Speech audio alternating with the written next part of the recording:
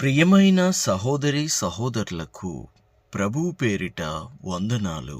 మీకు మీ కుటుంబానికి యేసుక్రీస్తు యొద్ద నుండి దీవెనలు ఆశీర్వాదములు మెండుగా కలుగునుగాక.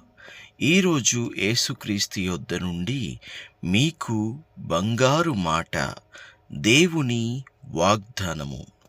మీ హృదయమును నిబ్బరముగా నుంచుకొనుడి. కీర్తనలు 27:14.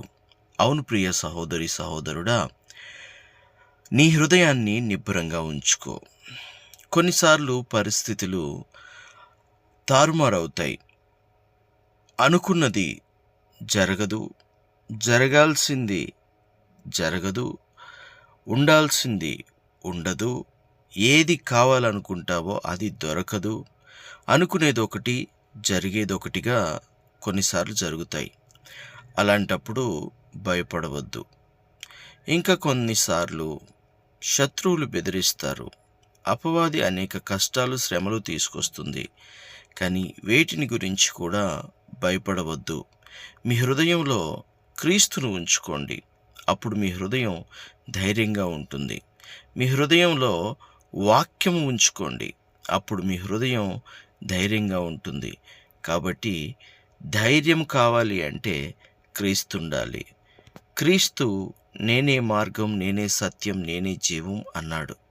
ఆయనలో జీవం ఉంది, ఆయనలో సత్యం ఉంది. సత్యము మిమ్మల్ని స్వతంత్రులుగా చేస్తుంది. ఆ జీవము నీకు ధైర్యాన్ని ఇస్తుంది. దేవునికి స్తోత్రం కలుగునుగాక.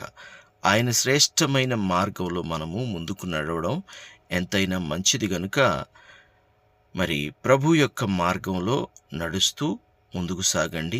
ఒంటరితనాన్ని బట్టి భయపడవద్దు, అప్పులను బట్టి భయపడవద్దు, ఉన్న అవసరతలను బట్టి భయపడవద్దు. రానున్న కాలంలో ప్రభు మీకు, మీ కుటుంబానికి తప్పక మేలు చేయబోతున్నాడు. ప్రభు తప్పక మిమ్మల్ని ఆశీర్వదించబోతున్నాడు. ప్రభు తప్పక మిమ్మల్ని దీవించబోతున్నాడు. ప్రభు మీకు తోడుగా ఉండునుగాక. ప్రార్థన. తండ్రి, మీకు వందనాలు. దేవా, మీకు స్తుతులు, స్తోత్రాలు. దేవా, ఈ వాక్యం ఎంతమంది అయితే ఆలకిస్తున్నారో వాళ్ళందరికీ బహుధైర్యాన్ని పుట్టించండి ప్రభువా. తండ్రి, గిద్యోను పిరికివాడు అయినా కూడా పరాక్రమం గల బలాఢ్యుడా అని నీ స్వరము విన్నప్పుడు అతడు బలము పుంజుకున్నాడు.